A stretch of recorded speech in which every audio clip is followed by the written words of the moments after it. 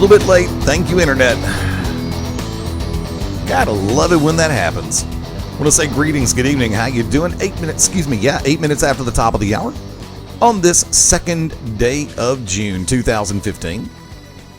Fastity Layne, live from Studio One. Welcome into Beyond Ringside, back to basics.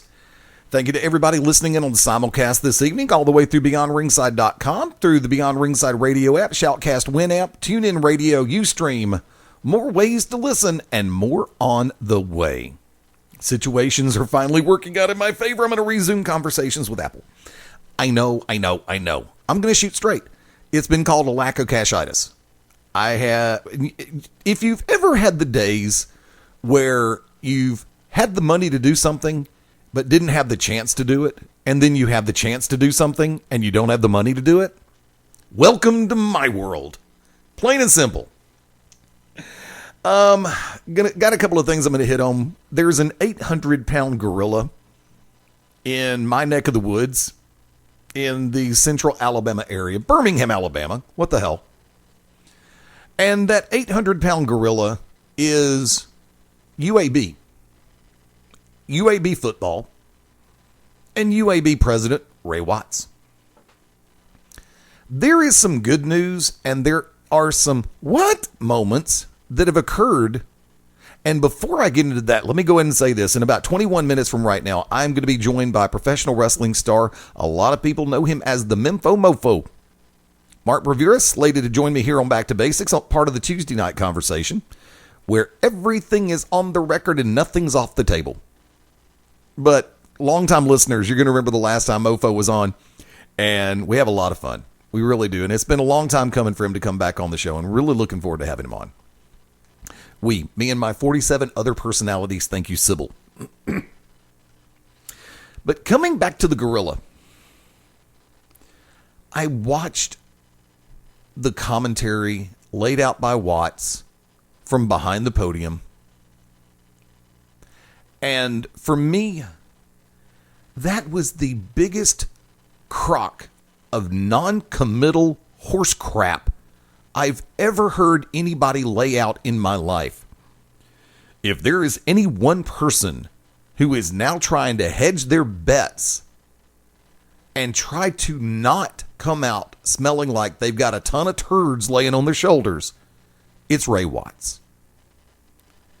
This is an individual, I'm sorry, he should just go ahead and step down.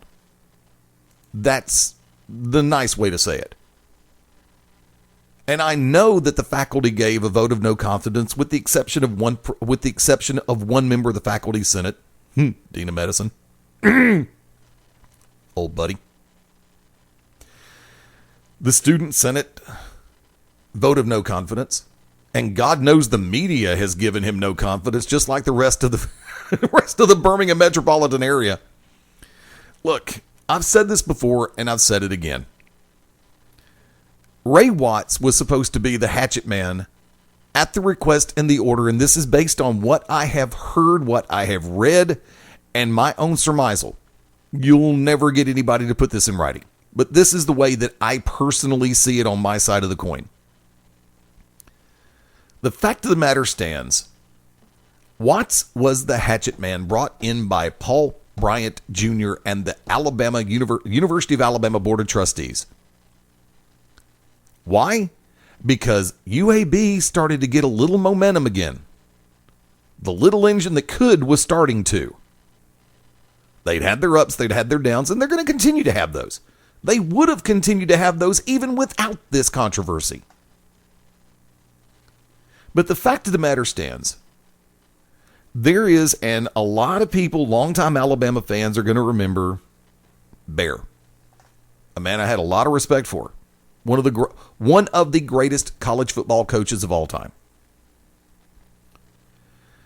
Bear laid it out there. UAB can have football all day long. They start getting good, we're going to cut it down because they're not going to pull recruits from Alabama. I don't have a problem believing that. I legitimately don't. But I'm going to lay it out there like this.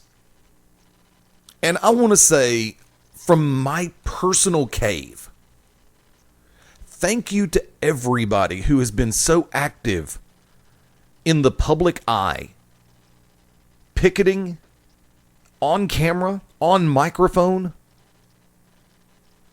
I may not have been as verbose about it over the last few weeks as I normally would be, but I'm trying to keep everything in perspective. I really am. And to everyone who has kept this thing alive on social media, thank you so much. I mean, look, I'm a UAB alum. I went there. A BS and BS. It's called marketing. Yeah, I know. Get it.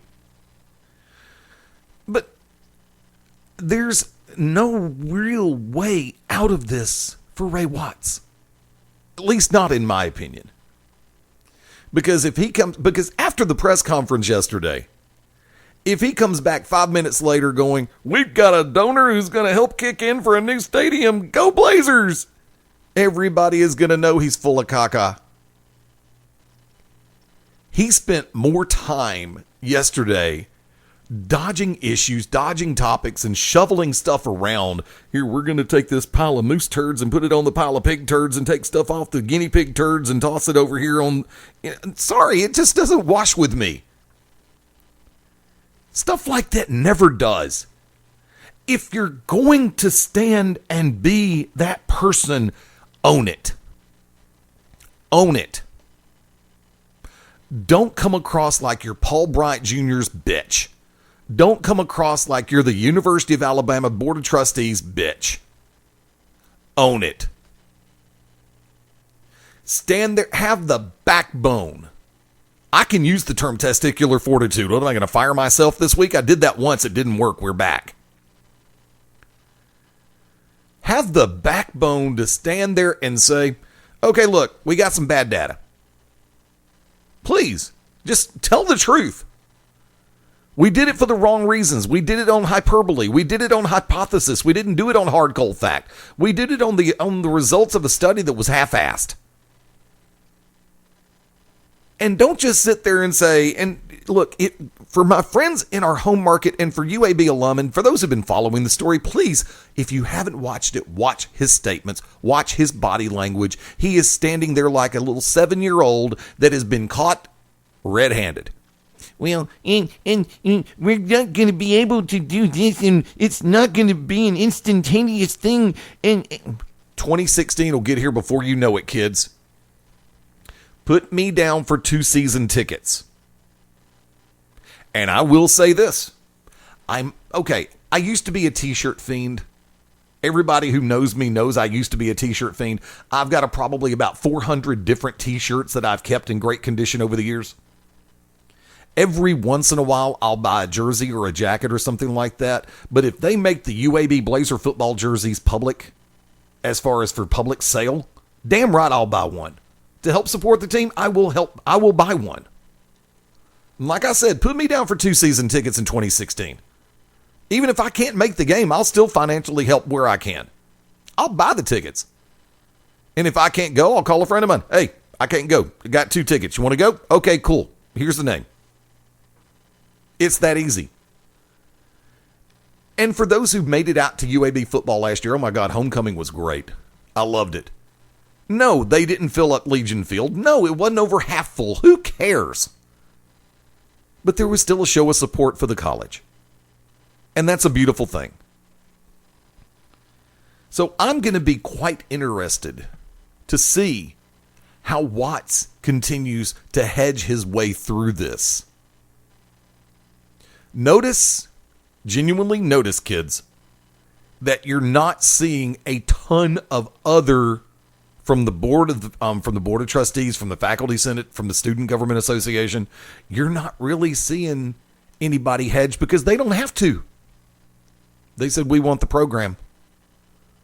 So I am glad to see that the 3 programs that were axed are on the way back. Step by step, little by little, I'm sure. But the damage, oh my God, the damage has already been done. But I'm optimistic. Will Bill Clark come back, please? Can you catch lightning in a bottle a second time? Look, and for a lot of people, it's like, they were 6-6. Trust me, that's lightning in a bottle. It was shades of improvement. It's not like they were going to contend for a national championship in 3 years. I'd be happy if they were contending for the Conference USA title in 3 years. But by the same token, they did some major damage when Watts, okay, I'm going to say they. Bryant Jr., who I'm still going to say, in my opinion, was the mastermind of this whole thing, and Watts was the hatchet man. So I will say they in that regard. And once again, this is my opinion. My side of the coin. My rant. Write your own.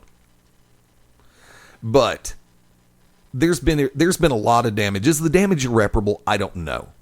Can they rebuild? Hell yes. Will they rebuild? I hope so.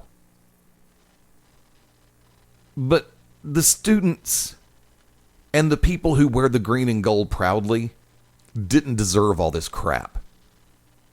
Students who've already transferred to other universities, they've made their mind up, they're gone. That's it.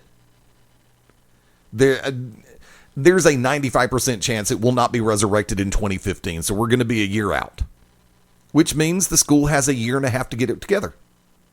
They have a year to get it together. Can Watts put a team back together? Yes. Can they field the team? Yes. And I'm going to tell you the truth. In my perspective, if I were young enough, I've still got 4 years eligibility. I didn't play college football. Yeah. Yeah, I'm 49. I'll get out there. I don't give a darn. But I'll say it like this. If I am a good mid-level, upper mid-level prospect, I'm going to look at UAB for one simple reason.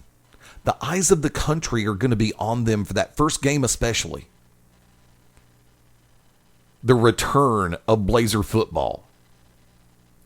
And I'll be willing to bet you that most students, most football players in that same boat will look at the UAB the same way. The eyes of the country are going to be on that field that day, on television, in person, whatever. So you know that you're going to have an opportunity for at least one day to step forward and shine in what's going to be a national plus spotlight. Do you take that risk? Do you take that chance? Hell yes, you do. So I'll put it out there. High school seniors going into the next season, think long and hard about this. You have an opportunity to step up to a program that is basically reborn now. Take the risk, take the chance. If you thought about playing for Coach Clark, yeah, sign on. If he comes back, yes, which I hope he does come back. If not, I know he's vacationing in Tahiti because Watts and the rest of the university had to shut him up. And that takes money. Hush money. Something I've been offered once or thrice. But yeah, I'll put this one out there. Every football player wants an opportunity to shine, if only for one day, on a purely national stage. I came here for this reason, and this is why I came here. I hope that they follow through. I hope those kids get that message. 2016 seems like an eternity away. But just like when Garth Brooks tickets went on sale for here in Birmingham and I bought 2 of them, it gets closer by the day. Only time will tell. And I hope the story that is told in this new chapter for UAB football is one that the entire state can be proud of. This is Alabama.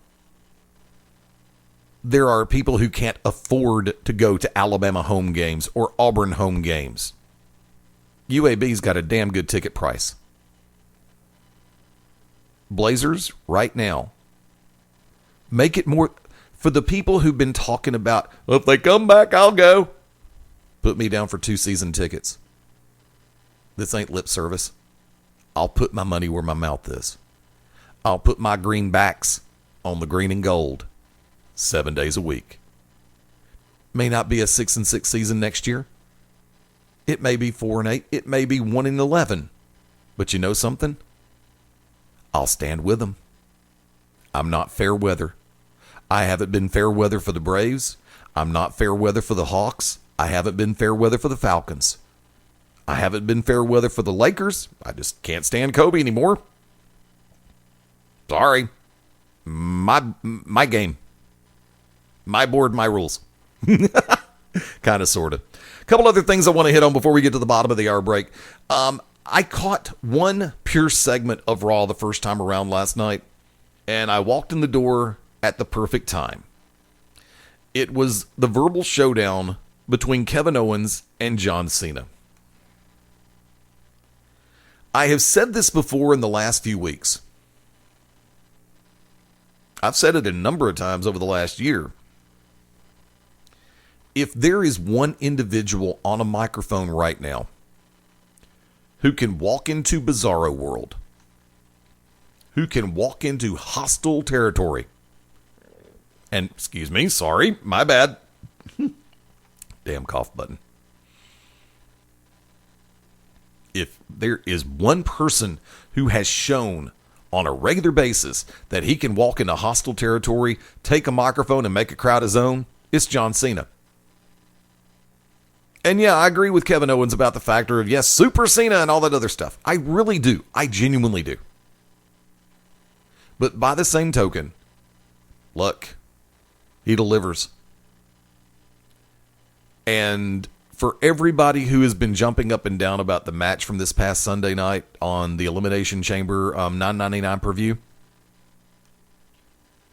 the match delivered.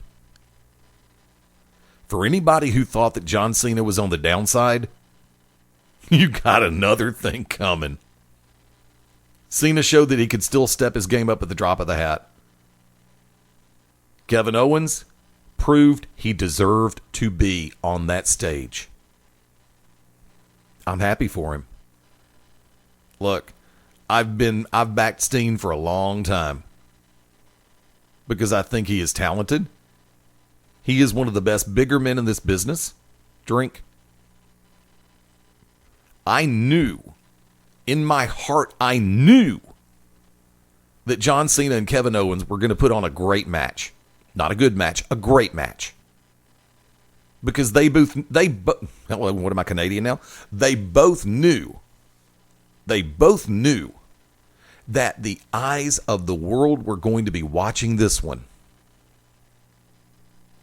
How would Kevin Owens, on his main roster in-ring debut, be able to fare against the poster boy? I was wrong. I said that there was no way that Owens would go over clean. I was wrong. I have no problem admitting that. Ted Guinness said he called it perfectly last Thursday on the show with Ted Guinness. It is in rotation here on Beyond Ringside Sports Radio. When it comes around, I hope you will give it a listen. Ted calls it quite often, by the way. I think that was about the only match that I actually didn't call. I knew that the New Day was going to keep the belts. If there was one team I thought would actually take the belts, and I thought it'd be PTP. I thought the Primetime Players were coming back strong. And I was hoping that they would actually be able to do it. But I think the Primetime Players are in a position for a good title run down the road. Maybe 6 months. Do I think it's going to be Lucha Dragons next? No. Do I think it's going to be Los Matadores? No. You know, I believe a member of my team, and yeah, I call them my team, just like they call me part of their team, made the comment that Cesaro and Kid had a great run, but their time was probably done because they're not sure exactly what they can do with them. And I agree with the factor that there's like currently running about 8 or 9 tag teams, and most of them are good. And when I made my comment this past Sunday, look, let's go ahead and put this world in proper perspective. The two gentlemen under those masks, who everybody knew as Primo and Epico, are damn talented. The gimmick just kills me.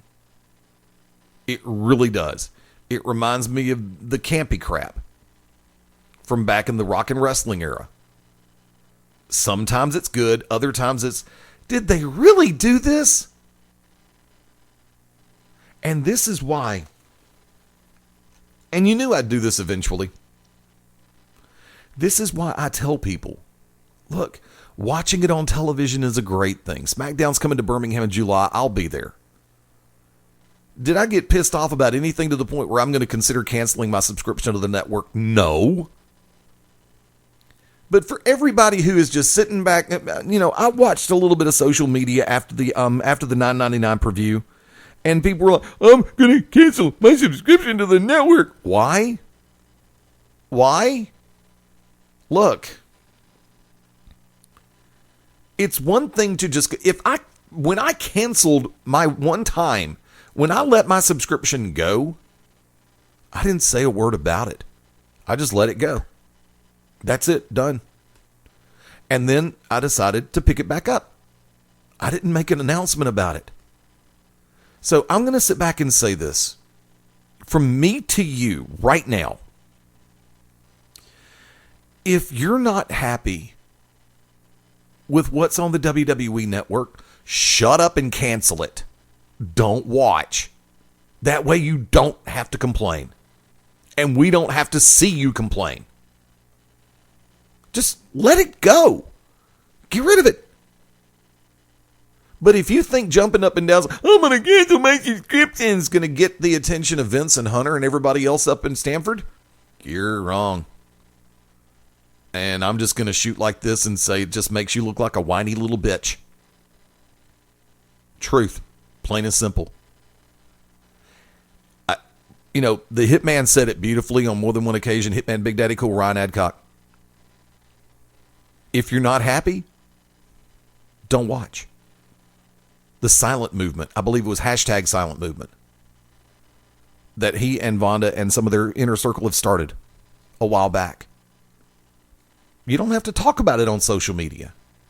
I'll give you this little quick note before I go to the break. Remember the old phrase, and I'm old enough to where I can say it's an old phrase. Any publicity is good publicity. The fact of the matter stands. When you talk about a company, they count that as a social media impression. It doesn't matter if you say, I love this company, I hate this company is great, this company sucks. Anytime you mention a company by name, and they can pull that up and marker it, it is called a social media impression, and they count that. We had 150,000 social media impressions in the last 24 hours. I'm not saying we as Beyond Ringside Sports Radio. I wish that would be nice. It would be beautiful. But I will say this. There are companies that look at it like this. We had 150,000 social media impressions in the last 24 hours. They're not going to say that 548 of them said that the company sucked. They're just going to say, we got this many social media impressions. Ooh, the WWE network's horrible. I'm not going to buy this anymore. Well, guess what? You just mentioned the WWE network on a social media site. Guess what? It counts. They don't care what you said. They care about the fact that you said the name of their company.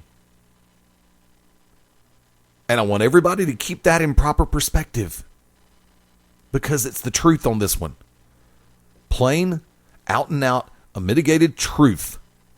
That's what you got to keep in perspective. Sometimes it's not how you say what you say. It's the factor that you said it to begin with. And that, my friends, is my side of the coin. Hang tight. Back to Basics rolls on in just a minute. When we come back, the Memfo Mofo going to join me right here for the Tuesday conversation. Stay tuned. This is Beyond Ringside. Back to Basics. That's a rock and roll model, the hair metal heartthrob, your favorite wrestler, Matt Sexfells here, and you're locked in to Beyond Ringside Radio. When planning your next party or special event, insist on the best. Full Range Entertainment is a professional entertainment company providing a full range of services. From professional disc jockeys and MCs to catering and photography, when the details of your special day must be perfect, call us first. Wedding receptions, corporate parties, school functions, birthday celebrations, and more. We also have Birmingham's largest selection of karaoke tracks available. With over 40 years combined experience, Full Range Entertainment can provide you with the talent and professionalism you need and deserve to make your next event one you'll never forget. For more information on the full range of services we offer, call 533-HITS. That's 533-HITS. Or check us out on our website at fullrangeentertainment.com. The To Be Determined Show live Wednesday nights, 9 Central Standard Time. Join myself, the Oracle of Ominous, the Wicked Nemesis, the Grand Design, Clyde Braddock, and the Magic City Monroe, Fast Eddie Layne, as we take you to the edge of uncensored. Yes, we go uncensored, so make sure you have your earmuffs. Ask your parents, for those of you that are a little young, maybe under 18, but make sure if you have any heart conditions or any mental defects, please listen, because they may take effect right here live every Wednesday night, 9 Central Standard Time. Beyond Ringside Radio Network, beyondringside.com. This is Merciless Ray Mercer, Olympic gold medalist and board member of Find the Dream, and you're locked into Beyond Ringside. Sunday nights at 11 p.m. Eastern here on BeyondRingside.com. Join us for the Midnight Black Mass. Myself, the Reverend Dan Wilson, brings you the dark gospel of professional wrestling, uncensored, unedited, uncut, and not for the faint of heart. You can find out more about us at youtube.com/pottyhumor or subscribe at Potty Humor on iTunes and Stitcher today. Hey, this is the voice Ted Guinness, and I'm inviting you to tune in every Thursday night after Cause and Effect and after SmackDown goes off the air for The Show, the only show on Beyond Ringside dedicated to all things WWE, Raw, SmackDown, NXT, and your phone calls. That's The Show. Every Thursday night after SmackDown goes off the air, we go live right here on the Beyond Ringside Radio Network and the Beyond Ringside app.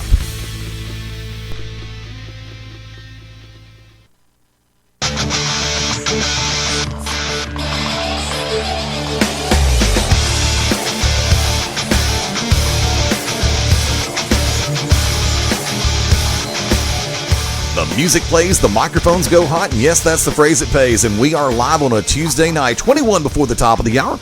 Welcome back into Beyond Ringside, Back to Basics, where everything is on the table and nothing is off the record. Mainly because I keep forgetting how to hit the delete button. Fast Eddie Layne, live from Studio One, and like to welcome back an old friend. And it has been way too long. The Memfo Mofo brother, how you doing tonight?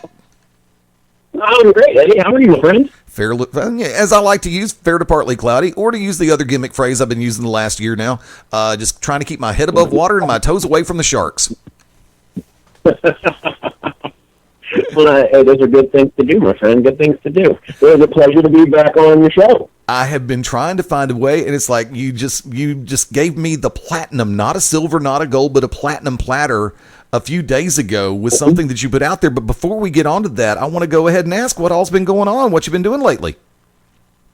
Well, business, as they say, has picked up since about January, February. I had to slow myself down for about a year, a little bit over. I was having some real bad post-concussion syndrome problems. I took a chair shot to the head about 18 months ago. That caught me exactly wrong. It didn't knock me out. It didn't give me a concussion, but it gave me vertigo, which was pretty miserable. It just hit me exactly wrong. It split me open. I had to get 30-something stitches in the top of my head. I had blood all over the place.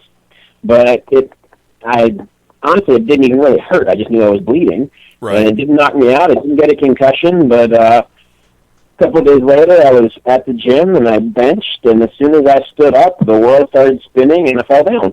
And I was like, this is not good. And it just kept happening. Anytime I'd change position, I'd get really, really dizzy, and sometimes I'd even literally fall to the ground and had no idea what was going on, and I wasn't having headaches or anything like that, just this really weird dizziness, and eventually went to a doctor, and she didn't know what was going on, and then her PA came in and gave me a couple of tests. She's like, "You've got vertigo." Like, what the hell does that mean? And she explained that some crystals in my eardrum got knocked loose, and so whenever I moved, they would flip around, and my body wouldn't know where it was.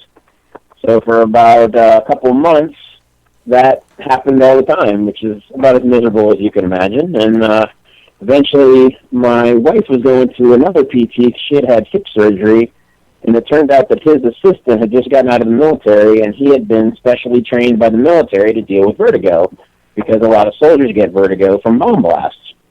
So he gave me exercises to do for about a month and a half, and it finally started going away, and I was feeling better, and so I went back to a full-time schedule, and my body wasn't quite ready for it. So I was getting dizzy every now and then, and I was getting real bad headaches, and about the same time I tweaked my back, so I was not feeling real good, and I decided it was probably time to take some time off, and I went to the Legends NWA Fan Fest thing down in Charlotte last summer, and that was kind of my my test to see if my body held up for 4 days of workouts, and if it did, then I was going to keep going hard, and if it didn't, then I was going to take time off, and I was miserable for 4 days, and basically just wanted to not move.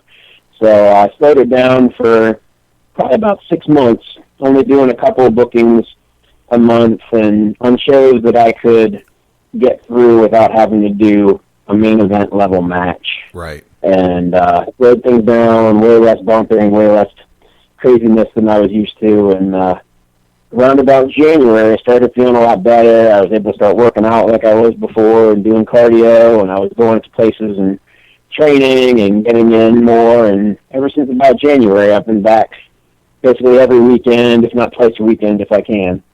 And things have been good. I've been getting out more and wrestling more regularly in different places and trying to add more places onto my list of spots that I go to regularly. So anybody out there who's looking to bring in a mofo, www.memphomofo.com or memphomofo@memphomofo.com. Hit me up and bring me in. That's a bunch of mofoing going on. Yeah, there's a lot of mofoing. Yes, you can use that for a T-shirt. I only want 5%. Say what? I said I stick to my brand. Everything with me is a mofo. Yeah, I decided to go and stick with that instead of do the full introduction. I didn't know. I know that because of social media and Facebook and all that other good crap that you were because we have to take some of our nicknames off or our work names off and have to go to our real names. Yeah. Yeah, I don't want to do that. How much of a headache was that for you? What? How much of a headache was that for you to have to change one of the pages to go to the real when Facebook had their real name policy put in play? Luckily, I've got a fake real name as well, so it didn't hit me very hard at all. I keep my my real life Facebook is completely separate, and nobody from wrestling is connected to it, and I try to keep it that way. I had a real bad problem with Twitter, internet, Facebook stalker earlier this year that went completely out of hand, and so I had to really put the kibosh on any sort of connection between the two. I even had some people who started randomly contacting real-world friends of mine and trying to get them to connect these people to me. And basically had to shut anybody down. Like, people who I know from the real world, I don't even let them like my Facebook page. Just stay away. It's not worth the risk. You know, I normally hold this question until a little bit later in the interview, but I want to go ahead and pop this one now. It's what I affectionately call my 3-2 pitch. And based on everything that's been happening as far as the medical side goes, and I know this is going to have a bearing on it, but I'm going to lay this one out there like this. You know, I've always said that no matter what we do, whether it is pro wrestling, whether it's mixed martial arts, whether it's boxing, football, whether it's business, not just the business, but business, there's always lessons to be learned, and we normally learn something every time we have an outing. But I'm going to keep this one in the realm of pro wrestling. As it pertains to you directly, what has pro wrestling taught you about yourself? Oh, man, it's funny. I was having this conversation with my wife not long ago. I've battled stuff that, so many people out there have battled, and, people, lose their life over. I had tons of problems with depression and real bad bipolar disorder through high school into college, and just was not a happy person that, somebody that age should be.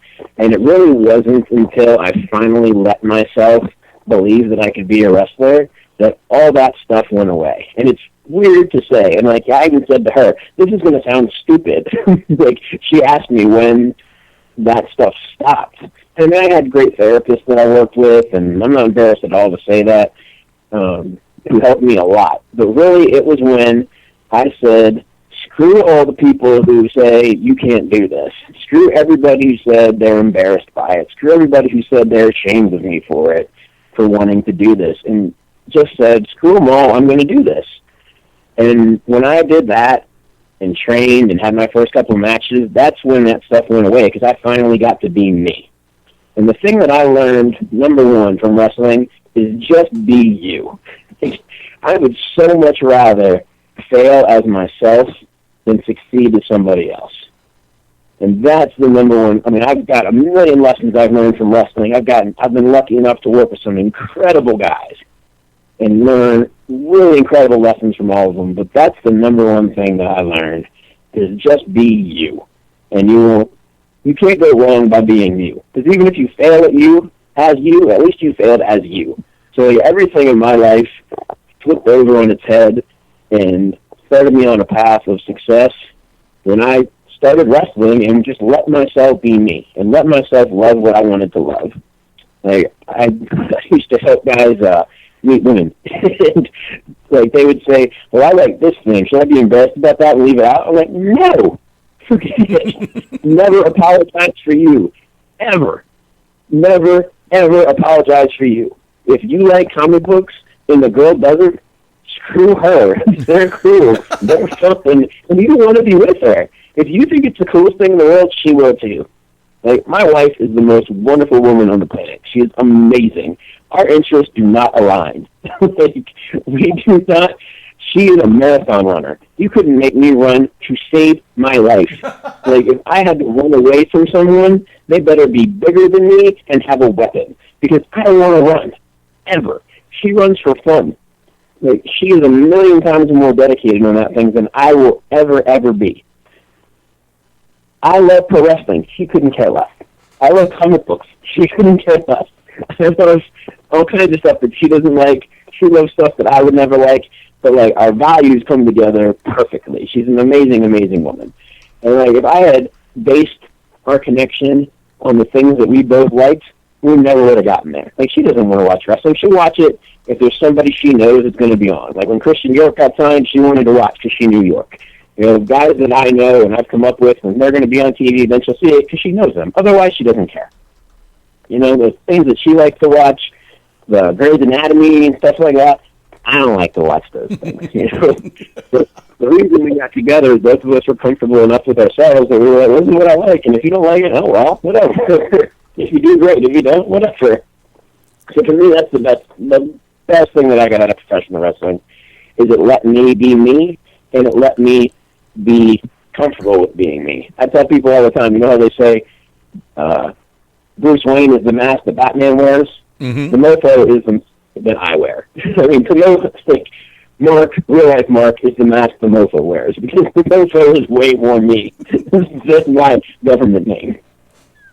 Now, you mentioned comic book fan, and I remembered that from a previous conversation. I want to bring this one up because I've never asked this question. How hypercritical are you? Not hypocritical, but hypercritical are you when you hear of a new franchise being started or a new remake coming out?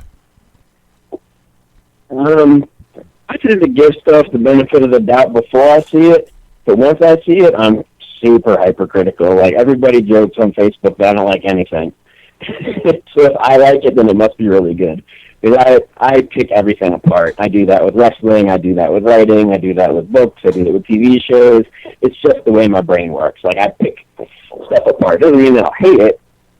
It just means that I pick everything apart that I see. So when, something comes out, I'm going to look at it and go, Gal Gadot doesn't really look like Wonder Woman to me, but maybe she'll be good. When Batman was going to be Ben Affleck, everybody crapped on it. I was like, you never know. He's good in a lot of movies. He might make a good grumpy old Bruce Wayne. So I'll give stuff the benefit of the doubt on the front end. But once they start releasing stuff, it looks like garbage. I'm going to say it looks like garbage. Like the new Fantastic Four trailer looks horrible. Yeah. Yeah, it does. And that's why I'm weird in that regard. There are some franchises, the first time around, I'll give them a chance. And if I know that they're getting ready to do a revamp on it for some reason, it's like, why are you changing all this because it wasn't broken the first time? Okay, never mind, you ain't getting my money. Yeah, I can hear that. I can definitely hear that. Well, I mean, and then loaded question. What'd you think of the Age of Ultron? I loved it. I really liked it. I mean, I don't think it was the best movie, but I put it high middle of all the Marvel movies. But I mean, there were little things I disliked, but when I saw it at a 12 midnight show after I had wrestled, like I wrestled on Friday, I drove 3 hours to meet my buddy to see the 12 midnight show. I'm like cramping up in the movie theater, sitting there, another 3 hours after sitting down for 3 hours, and I was entertained all the way through. I thought it was good. I mean, my criticisms were tiny little things. Like, I thought James Spader was too jokey for me. I would have liked Ultron to be more of a villain, and I didn't think Elizabeth Olsen was very good. But other than that, I really liked it.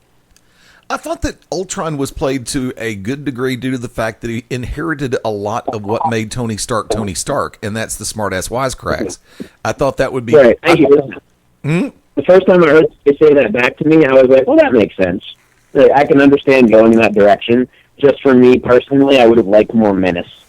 Yeah, and I think it was that sardonic side that that tied into a dark side, but also by the same token, remembering the fact that, and this is just, like I said, this is just me talking, when everything was put into place and something was taken to an extreme by the Ultron character, I'm going, I can see this. By the same token, it's kind of like, what was it the old John Wayne line was, I'm not going to hit you, I'm not going to hit you, wham, like hell I'm not going to hit you. Right. I kind of got that same Wild West mentality out of Ultron on that one. I can see that. And also, go ahead. It was just a personal thing. Like, when somebody told me that spin of it being what he took from Tony, I was like, that makes sense. It's not the kind of thing that ruined the movie for me, because I still really liked the movie. It was just something that me personally would have liked to have more of a evil, menacing presence about him, and the wisecracks kind of took me out of that a little bit. You wanted him to be more of the pure supervillain type, and I can definitely see that. Yeah, that's my only criticism of it. I thought it was a really good movie. Like, I've heard people saying they really didn't like it, and I didn't get that at all. I decided I threw myself a curveball because last night I had some things I was supposed to do, and I decided, you know what, I'm going to go back and watch it again. And it was actually better the second time I watched it. Yeah. It's one of those weird circumstances because I think I've seen the first one, I don't know how many times. I think we're past 50 on that one, and I actually made myself sit back and watch it a number of times, but I've enjoyed it, and that's the thing about it. It has the way that they've written this series so far has an infectious nature to it, and they leave everything in a perspective and in a place where it's like, okay, what's next? And and here's your tie-in and crossover, because having been around this wacky world that that we fell in love with before we even got into it, that's been the number one question that I've had based on what you've seen and experienced yourself. Not first person from the office side, but first person from the in-ring talent side. Have you seen where there are some promoters who genuinely know how to build continuation like the Marvel series has done, and others who are like struggling to grasp that concept? Well, I think there are definitely people that do. The problem is it's kind of a tough line to walk. Speaking from Fusion, when we had a building that we ran every month, we were able to be very continuous with our storylines because we knew who was going to be there and we're going to be back there in a month, and if we were running other events, we could work those in. A lot of places don't do that. We've gotten away. We don't run that building anymore. It just eventually stopped being fruitful for us, and we're running different venues, and we're usually only hitting the venue maybe twice a year now. you kind of have to change up the way you do things if you don't have television, because it's hard for people to really keep up with what the angles and storylines might be. That's true. We still do them, and we still keep them running, and we put the footage out there and put things on our website and the Facebook and the Twitter that people can follow. But you have to sort of walk a fine line of doing that and then making it, for the people who've never seen your stuff, it has to be accessible. There has to be some sort of way that at the beginning of the card you're making things make sense, or throughout the show you're making things make sense, or else they're going to be lost. If they don't know why this guy and this guy are doing whatever. You kind of sort of have to keep those things both in mind. And that's a question that the WWE and TNA and Ring of Honor don't necessarily have to deal with as much, because they've got television, and other companies that have television in the markets can do. I think it's definitely something that the business has sort of moved away from in crafting long-term story arcs, that you can come back to. Right. I told you this offline. I swore off WWE completely after WrestleMania. I didn't even watch WrestleMania, so I have no idea what they've got going on. They could be doing lots of long-term storylines. From what I've heard, they're not, but they could be. I try to keep up with Impact a little bit more, and it seems like they're doing, more storylines and more consistent storylines than they did before. But the problem is of being just a television property is you can't build to a climax. Even in a regular television show, especially now, even more so than when we were younger, it seems like they build to that mid-season climax and that season finale climax. If you watch The Flash or Arrow or any show like that, it's really built to those big high water marks as something that they're going to have something big happen at these two spots. But Impact is just a television program, and even Lucha Underground is just a television program. There's no high spot. Everything is sort of flatline across this arc, and they never have a chance to build to a bigger event because they don't have a bigger event to build to. I heard TNA is doing another pay-per-view, but it doesn't really seem like there's an arc leading up to that event. So if you don't have those bigger things to build to, it's really kind of difficult and almost, I don't say a waste of time, but kind of a waste of time to have these continuous storylines. They don't have anywhere to pay off other than what you're already doing.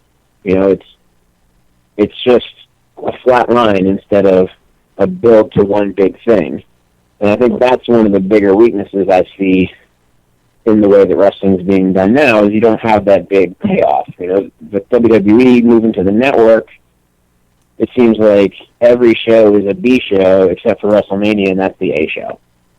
So other than WrestleMania, everything was sort of a flat line. I've heard they're doing even more special events.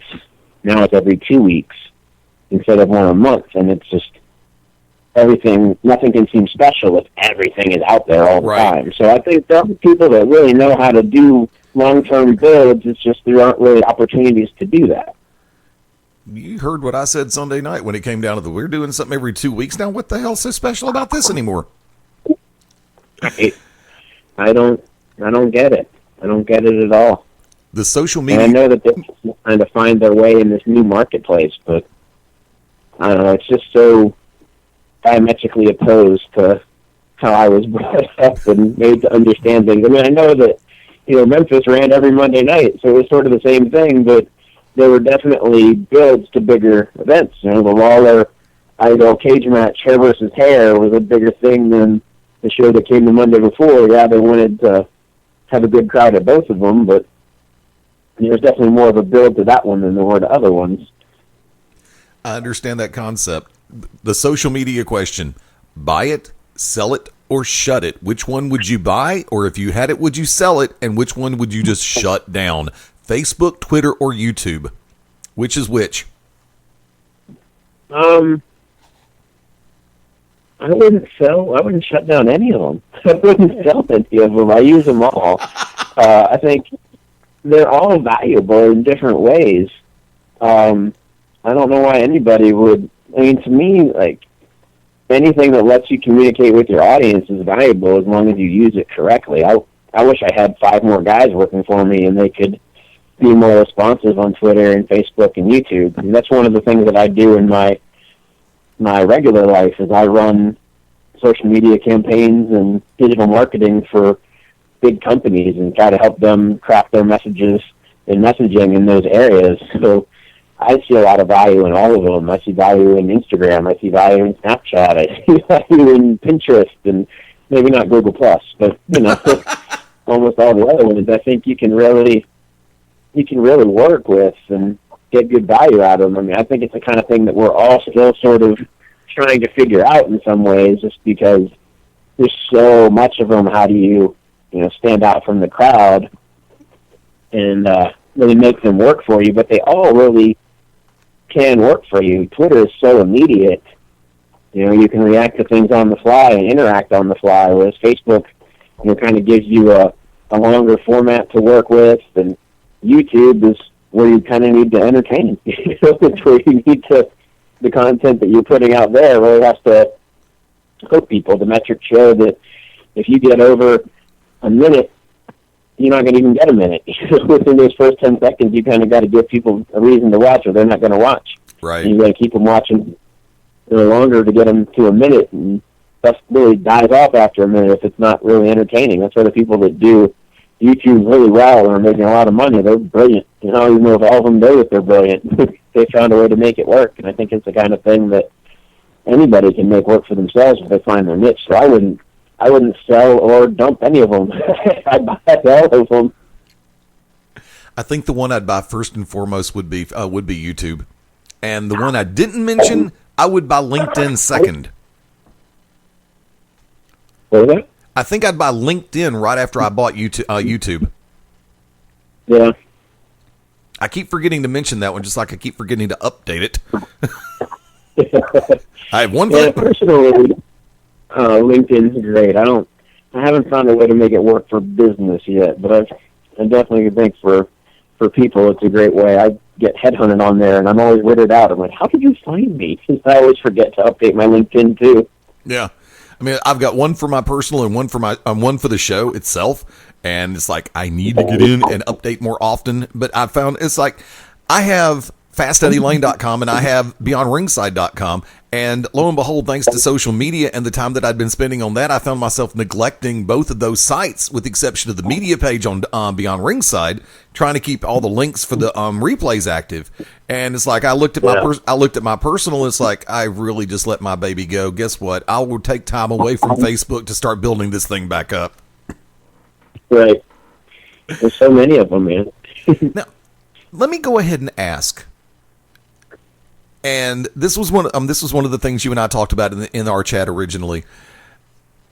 I really enjoy the piece that you wrote on your Tumblr account, memphomofo.tumblr.com. And it's things Mofo notices. What was the one thing, I'll just say the straw that broke the camel's back to really set you in motion on this one, because this didn't look like it looked like it was a build in progress. And then it's like something just finally clicked in your head. It's like, I'm putting this all on paper, to hell with it. We're going with it. It really was. Like I say at the beginning of it, I don't know if it's because my brain started working better or what, or if it's because I've been going to new places, but it out of nowhere, things just started really sticking out to me and kind of bugging me. Like I've been going to Pennsylvania and New Jersey and down to North Carolina and West Virginia, and every place has sort of a different setup. At Fusion, we always like to have a monitor that the guys can watch, so they can watch the matches. And 9 times out of 10, 99 times out of 100, it's me and maybe one other guy at the monitor watching it, even at the cards that I'm running. And these other events that I've gone to, it's the same way.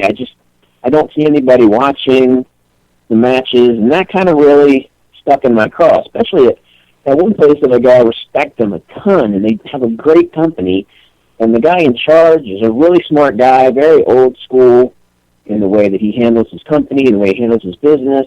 And I just noticed, like, they have an enormous monitor that you couldn't miss if you're standing anywhere near it. And I noticed there'd be me and a couple guys watching the matches on the monitor, and I just didn't get it. I just didn't understand why people wouldn't watch that. And that was kind of, to me, one of the straws that broke the camel's back, and really what the final one was last month in Pittsburgh for the RWA. They didn't have their monitor. The guy that usually brings it had some problems, so he couldn't come, and he'd have to watch from the curtain, which, you know, is how we did it forever. It didn't bother me at all. Right. And Shane Andrews, who's a guy out of Knoxville, and Sanjay Dutt have been working a program up there, and every time they work, it's brilliant. I mean, they just have a great chemistry together. And they were doing their final match in their program. And I was like, well, I got to watch this, because I knew it was going to be great. And so I went, and the first match was a new guy I'd never seen before, so I wanted to watch that. And then Shane and Sanjay, maybe they were first, I don't remember. But I watched their entire match. And I was in the segment after them, so people are kind of like, hey, mofo, come back here. And I'm like, no, I'm watching this freaking match. So at the very end, Sanjay hit this spectacular move, and I assumed it was the finish. So I walked away from the curtain, and I heard 1, 2, oh! Like, crap! I missed the last move. So then I heard him go another couple 30 seconds, and then the match ended. So when they came from the curtain, I was like, you assholes. The match was awesome, but I missed the finish because I thought the spot before was the finish. What was the finish? So they're like, oh, you're going to have to watch it back later. And they wouldn't tell me what the finish was. Oh. But that's really kind of what clicked it for me, is I'm on this card, and you know, the most experienced guys on it, like Tracy Smothers was there, and Jimmy Cicero, and Shane and Sanjay. Those guys have more matches than I do. But other than that, nobody else did. Like, nobody else on the card. I mean, there were a couple guys who were, you know, more veteran types, but there were probably 6, 8 guys who weren't, and a couple who were brand new. A couple that even rode in with Tracy, and they didn't watch any of the other matches. And I'm just blown away. I can't tell you the last card that I didn't watch any other matches on it. It's just not in my nature, you know, to not do that. And it kind of stuck, and it really pissed me off that nobody was watching any of their matches. So that was kind of the straw that broke the camel's back in one way. And the other thing was, I've been working with Brutal Bob Evans for a long time. He is one of my best friends in the business. He's one of the smartest guys I know. He's an incredible trainer. He notices everything. Everything. The guy can improve anyone. He really can. He's just really good at that. He's one of the best. And he came down and was doing little camps for us, usually just on the day of an event, you know, 4 6-hour things. And we'd have varying numbers of people coming in. And for the last one, when he came in, he was actually secretly working with Kevin Kelly, and Kevin was going to just come, and it would be a bonus to anybody who showed up. They'd get to work with Kevin, too. And I didn't tell anybody, because I was like, this is a challenge, everybody, see if their asses show up. So it turned out a couple of days before the training session, Kevin got called to go to Texas with Ring of Honor to do their commentary live in the building instead of doing it in post-production, so he couldn't come. And I was glad he didn't come, because only 2 people showed up to train with Bob. Really? And I was furious, because I get 6, 8 emails a week from people trying to get booked for Fusion in various levels of talent. Like, whenever somebody sends something, no matter how bad they are, no matter how unprofessional their email is, I respond to them, I have them send me stuff to watch, and I watch it. And there are, you know, varying levels of guys from good to horrible, you know. And I tell every one of them, this will improve you. This will help you get better. Like, there is no reason for you not to do this. It was $20. Like, come to this. You can still make your shot. It will be done by 5. You'll still make your shot. And people didn't come. And that combined with the people not watching matches was kind of the thing that pushed me over the edge. And I didn't want it to be an indictment. I wanted it really to be things that I'd noticed that had popped up, good and bad, because there are guys that do watch matches. There are guys who, if they ask you, you say, go watch the matches. They will go and watch every match. There's a kid named Christian Tar, whose brother Dustin was on Team Taz with me, and Chris has been riding with me and working shows with me, and I tell Chris, watch the other matches, and Chris will watch all the other matches, you know, and other people, they'll ask you, and you tell them, and then you never catch them watching the other matches. There's some people that, it kind of creeps me out. They come to me, and they ask me to watch their match, and then want me to sit down with them afterwards. Oh, when the hell did this happen? But I'm glad to do it. I'm glad that they ask. And then there are other people, you try to talk to them after a match, you're in with them, and they don't want to hear a word you say. Right. So that's kind of, I wanted this to be something that I didn't expect it to get retweeted and sent around nearly as much as it was. I honestly just thought, I'm going to write this, and 3 people will read it, and that'll be it. I guess it kind of struck a nerve with people, and I didn't want it. I guess it kind of comes off negative. It's not really what I wanted. No. I wanted it to come as a kind of a simple thing that people can look at. Here's stuff that a guy who's done this for 12, 13 years now sees when he's on cards, and I run a company, so I book guys, and if I see people not doing these things, that makes a very negative impression on me. It makes it something, means it's a strike against them when it comes to working for me, or somebody asks me for guys for their events. I'm not going to recommend you if I see you doing these things. I've got a really good relationship with the Monster Factory and with CWF Mid-Atlantic, and they ask me for guys, or they'll call me about guys, and I send them my talent. We've got 4 guys from Fusion going up to the Monster Factory this weekend. We've got guys from Fusion that go down to CWF all the time. And if I see people that don't do the things I described, that doesn't put them on a list for me to have them go to the Monster Factory, because I don't want them going there and not doing these things and embarrassing me. Right. It's really that simple. So I didn't mean for it to, if it came off as negative, well, it came off as negative. Like I said at the beginning, if this seems like an indictment of you, then it is. Learn something. Well, see, here's the funny part, because I read this start to finish 3 times. And I didn't come across any part of it that was genuinely negative. I've always sat back and said something, and this is what really struck me about the piece. It is one thing for people to sit back and criticize. It is another for someone to sit back and constructively criticize and leave the door open for you to interpret a positive message out of it. Because when you sit back and you look, case point scenario, and I'll bring up the camp idea. When you have an opportunity, and I have said this before, and a lot of it, okay, there are some camps that I've sat back and said, great idea. Love this person. I know it's going to be money well spent. And there are others where it's like, okay, and this person's done this, and they were trained by this person. Yeah, I'll weigh the pros and cons, but I'll still give the benefit of the doubt. And yet, lo and behold, case point scenario, the company with my home company, Global Championship Wrestling, at our Southern Legends Fan Fest, want to say it was 5 years ago, we brought in Dennis and Bobby, Midnight Express, for a seminar. And I was surprised, according to the owner, he said 20 people had confirmed. 8 showed up. And I'm sitting back going, first off, there should have been more than 20, because I know guys around the Southeast who could really use a handler. You could really use pointers. And when you have 2 of the best tag team wrestlers in history, think about it. And then lo and behold, it's some of the guys who didn't make it to it and didn't give a reason why they didn't make it. It's one thing to make it. It's like, look, I had a death in the family, can't make it. I've got to do this. Or I'm in the hospital, I got run over by a tank, I can't make it.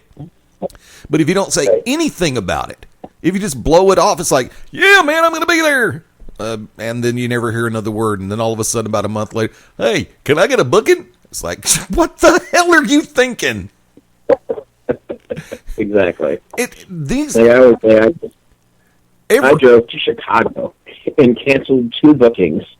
I had a double shot on the Saturday. I canceled them to drive to Chicago from Virginia to do a camp with Lance Storm, because he's one of, or arguably, the best trainer in North America. And I get there to Chicago, and there are 4 people there counting me. Nuts. 4. None of whom were booked on the card that night. None of the talent booked on the card showed up to work with Lance. And it's not like you're talking guys who have been on WWE TV or Impact or anywhere else. It was an indie show. None of the guys showed up to work with Lance. I'm like, are you out of your mind? I was glad because there were only 4 guys, and it was me and one other experienced guy and 2 completely unexperienced guys. So I got to work with Lance by myself basically for 4 hours, and he helped me a lot. So I don't understand. I mean, I see Jim Cornette's doing one up in New England, and I wish I could go.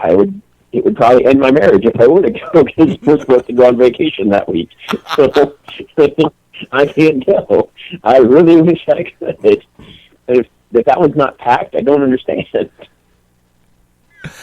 The one in particular that I would really like for you to expound on, 6 and 7 especially, the boo-boo face and the post-match boo-boo face. Because reading is one thing, but I want to hear your words on this. These are things like, it was just drummed into my head when I was starting, especially if you're new, but no matter what, like, don't sell it.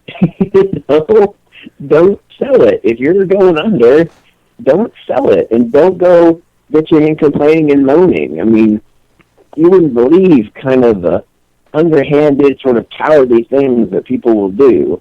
I booked and run Fusion, and I've had guys who they find out that things aren't exactly the way they want, and they go back to the locker room and bitch and complain, and then they go to where the ring crew is and bitch and complain, and they'll even go to fans and bitch and complain to fans. You just guaranteed I will never book you again. You're right. There's no reason to deal with this. Like, what is your problem? And it wasn't even, you're doing a stretcher job for so-and-so. It's just they didn't get to do the finish they wanted to do, There's another place on that recently, and literally the worst guys on the card are going behind the booker's back to complain to the owner about what they have them doing. Like, you're the worst team on the card. Like, and when you go, I've been asked, since I'm one of the more experienced guys, to go and relay the finishes from the booker. And I'm fine with that. Hey, so-and-so wants you to do this, and they want you over like this. And I look at their face, go all sour and frowny and unhappy with being told what to do instead of just being able to do whatever the heck they want. If you want whatever the heck you want, start your own company and go away. If you're working for somebody else, the booker gets to tell you what the finish is. And if you don't like it, go somewhere else. We all are artists. We all want to have things our way, but if you're an actor, you don't get to change the movie script. You do the script. You can have input, but in the end, the director only gets to tell you what to do. Same in wrestling. The booker is the one that gets to tell you what to do because he knows the whole big story. And no, you can't bump the refs in the second match because we're bumping the refs in the main event. Right. You can't do this in this match because we're doing this in the main event. If we want you to lose on the spot where you go for the suplex and the guy pulls her foot and you get pinned, there's probably a reason we're doing that. Maybe that's to show later on we're doing that as a false finish. So don't change it. Do what we tell you.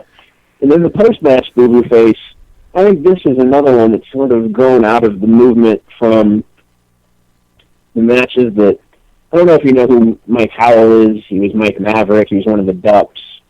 I've gotten to know him over the last several years. We're friends on Facebook. He helps run Omega. Just a really smart guy. And he talks a lot about when he first started, it was all about who drew the house and how big was the house and the reaction and if we booked it the right way to have people come back next time and things like that. And he never heard anybody talking about who had the best match or who had the 5-star match or anything like that. It was completely a foreign concept.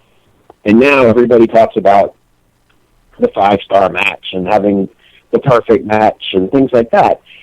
And to me, the post-match boo-boo face kind of comes out of that. If you're having the 20 years ago where you're worrying about who drew the house and if people are going to come back, you don't have the post-match boo-boo face unless there's no crowd.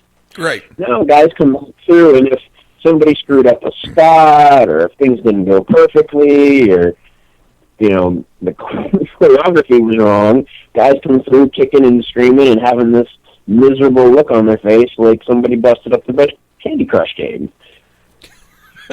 So that is the last thing you should be worrying about. I can't stand it when a guy comes through the curtain and he's got this miserable look on his face and he kicks something and walks through. And I understand being a perfectionist, but selling it like that and making a spectacle of yourself and burying the guy you were working with, that just really bugs me.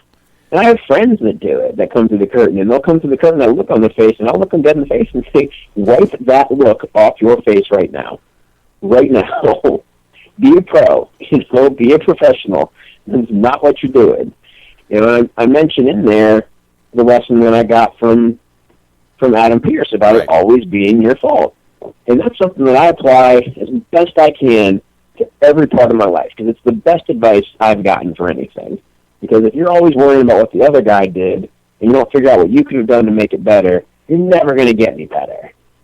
And when guys come through the curtain with that post-match boo-boo face, they're all mad about what the other guy did and how they didn't get to shine the way they wanted to, or do this or do that.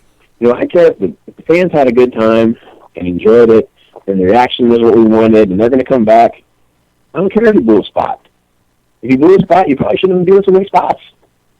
If you're doing things organically and you don't have a million things planned, it's a lot fewer things to mess up. But I know it sounds like the stuff that everybody hears, and I'm like, oh, no, we got to plan this and we plan that. And I understand planning some stuff. I understand wanting your certain things to go just right. I get that. But sometimes then you can get messed up. If you don't have everything planned, there's a lot less to mess up. And if things get messed up, just go with it. Roll with it. Use it. It's going to happen. Oh. When you come back to the curtain, it's over. Let it go and figure out how you could have made it better. That's the kicker for me right there, is because when I was first getting in and my first few years in the business, if I screwed something up, I'm the first one when I get back there. It's like, I'm going to sit down. And it's like, I was accused of having an attitude one time. And I said, no, I'm trying to figure out how I messed up. And it's like, what did you mess up? I said, I blew a spot out there and I'm not happy with the way it went because I messed up. And the guy I was working came up to me and said, dude, it wasn't that bad. I said, no, the fact of the matter is it's something I need to fix. I said, we've got training tomorrow. I want to go back over this and I want to work through this with you and I want to get it right. That way, if we ever have this opportunity again, I'll get it right next time. Right. And because anybody who knows me, I'm more hard on myself. And I'm saying that part to say this part, that previous part. I'm more hard on myself about the little things in life than I am about the big things. I can look at a mountain and go, oh, cool, mountain. I can trip over an anthill and go, son of a... I'll be like that 7 days a week. But I also said that magic word because granted, not everybody has facilities to do this on a regular basis. I know down at Global we have Mad Dog's House of Pain, and even if you could be first day trainee, you could be 5, 15, 20-year vet. Take the opportunity. If you've got a ring that you can go work out in, go work out in the damn ring. And that was something that when I was really getting into it, whether it was with any of the first 5 companies, we all had a place we could go. And it's like Sunday afternoon, 2 o'clock, 3 o'clock, Sunday night, Monday night, Tuesday night, whatever. And we'd all go in and hit our different workouts. And I would go back, me personally, I would go back and I would get with the person that I worked on a previous show if I had the opportunity to. And it's like, I want to go back over this because I messed up. I got to find out what I did wrong. And I want to make sure I don't screw it up again. But see, have you noticed a lot of people take that little word after they get really good momentum in ring, or you want to call it momentum, after they get full-time in ring, they kind of neglect that little part of the whole thing, and a lot of people forget what it's like to go to training? Completely. I think that's part of the reason that people they have trouble getting people to come to training seminars, and they feel like they're above them. Like they don't have anything left to learn. They have to get booked. They don't want to come work with people who've been places they've never been and done things they'll never do. People get big heads very, very, very, very easily. They think, oh, I'm a wrestler, and that was their goal, was to just be a wrestler. And it's not to get any better once they're a wrestler. They think that once they're a wrestler, well, the world is their oyster, and everybody should come to them and book them and give them a million opportunities. And that's just not the way it is. You always constantly have to get better. Like I said in the piece, I did Team Taz after I'd been in business for 9 years. Yeah. I had over 1,000 matches easily, and I got better from that 6 months than I probably did the 6 years previous. Mm-hmm. It's you can only learn so much from working with people at your level. Exactly. You've got to have people who are above you. That's why I was so lucky to come up in Memphis where there were still veterans. You know, now here in Virginia, like, I don't consider myself a veteran at all, but to other people, I am. You know, but there's no, you know, there's guys, like, unless you get Ricky Morton or you bring in a name like we've had Animal and guys like that, unless you import somebody, the veterans aren't around anymore. You know, I was lucky enough to have Bill Dundee and Ken Wayne and Motley Cruz and Tasha and, you know, Tracy Smothers and Dutch Mantell and guys like that who were around. So you'd work a show and there they are. And if you asked them, they'd watch and they'd give you advice. There's not so much of that around anymore. You know, it's not a lot of guys who've been around a long time who can give you advice. And there aren't a lot of people who respect that. You know, I mean, when we bring down Brutal Bob, I tell them everybody in my company knows to expect feedback and to accept it. You know, please give feedback to anybody you want to give feedback to. And there are some guys who blue-face Bob. Bob starts giving them feedback, and they get all pouty, like, why are you telling me what I did wrong? I did great. No. Listen to Bob. Bob knows his stuff.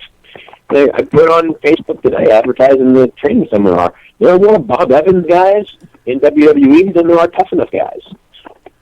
There are.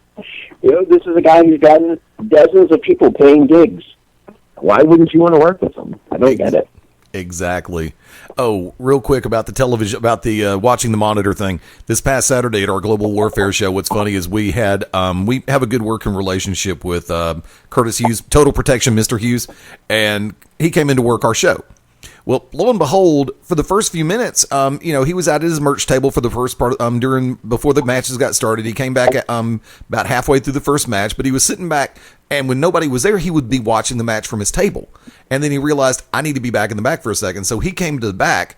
Lo and behold, while we've got chairs galore around a monitor, which is a 32-inch television set, CRT edition, not a flat screen, but a big one, you know, old school, heavy. And he wasn't watching that. I'm at the broadcast position, and I've got a split in the curtain right behind me. And I feel a tap on my shoulder. I'm going, what's up? He said, do me a favor, take a half step to your left. I said, sure, what's wrong? He said, nothing, I'm trying to watch. And it was Mr. Hughes. Wow. I mean, think about this. The man's been on WWE. The man's been in WCW. The man's been all over the freaking world. He's watching a match through the curtain instead of on the monitor. I guess, now tell me that ain't real school. It is. That's awesome. But real quick, let me do a reset for everybody listening on the live side of life. On this second day of June 2015, it is 29 minutes after the top of the hour, 10:29 Eastern, 9:29 Central, 7:29 Pacific time. We'll be on Ringside Back to Basics, live from Studio 1, the Magic City Motor Mouth, being joined by the Mempho Mofo on this Tuesday conversation. Dude, can you believe an hour has flown by this fast? It's just splendid by, didn't it? Say what? It just splendid by. Honestly, it did. Now, real quick, you're making a reference to different seminars coming up, and I know that you've got one advertised on your Tumblr site for August 8 and 9. That's going to be off. That's a little bit off in the distance, but that's going to be in Gloucester, Virginia, right? That's correct. In Gloucester, Virginia, at the Gloucester Moose Lodge. We wanted to announce it ahead of time so people couldn't complain about not having the money. It is 10 weeks away. It is $100.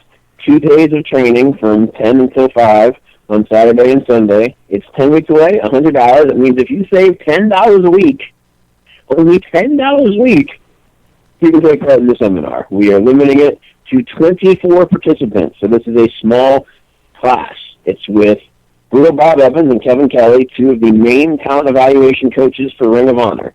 Ordinarily, to do this, you have to pay, I think it's like $300 for a 2-day camp with Ring of Honor. And they have a lot more than 24 people. This is limited to 24. Once we get to 24, we are not taking any more. 24, that's it. Right now, we're not quite at half of those spots being filled, so anybody who's interested should definitely contact Fusion Wrestling on Facebook. This is an exclusive opportunity. I have gotten to work with Bob and Kevin on a couple of occasions, and they've helped me out tremendously. Everybody I know who's worked with them says that they have helped them out tremendously. Bob has worked with a number of guys and helped them get signed with WWE. Ida Stevens, Damian Sandow credits Bob with getting him his developmental contract. Mike Bennett, Matt Taven, Hanson, the list goes on and on and on as guys who have been helped by Brutal Bob. Kevin Kelly used to work in talent relations for WWE. He works for talent relations in Ring of Honor now. He's another guy who's helped countless people get paying jobs in the business. Together, between Bob and Kevin, we're looking at least 50, probably closing in on 100 jobs that they have gotten for people, paid jobs. And for the first time ever, and probably the only time for a long time, Bob and Kevin are coming to the Mid-Atlantic to host a 2-day training camp. August 8th and 9th, 10 till 5, both days, Gloucester, Virginia. On Saturday, it'll be at the Gloucester Moose Lodge. On Sunday, it'll be at the Gloucester CrossFit, which is right across the street. Only $100, 10 weeks away. Save yourself $10 a week. That's lunch at McDonald's, one day out of the week, and you'll have the money. If you want to secure your spot, it's a $50 deposit. You contact Fusion Wrestling on Facebook or email us at fusionwrestling@bravuraonline.com. You can secure your spot, guarantee it. Like I said, we're cutting it off to 24 people. So if we get to 24 people, nobody else is getting in. You're going to get a lot of individual attention. You're going to get a lot of time with Bob and with Kevin. This is something you don't want to miss. Trust me, as someone who's worked with them, I guarantee they will make you better. So if you're interested, if you're a professional wrestler, if you're trained to be a professional wrestler, this is something you want to do, trust me on this. If you've got a trainer who is worth a darn, he will tell you that you should do this. So look out. Get on Fusion Wrestling on Facebook. Go to Fusion Wrestling, fusion-wrestling.com. Look up the information. Email us, contact us. Make sure you get to be a part of this.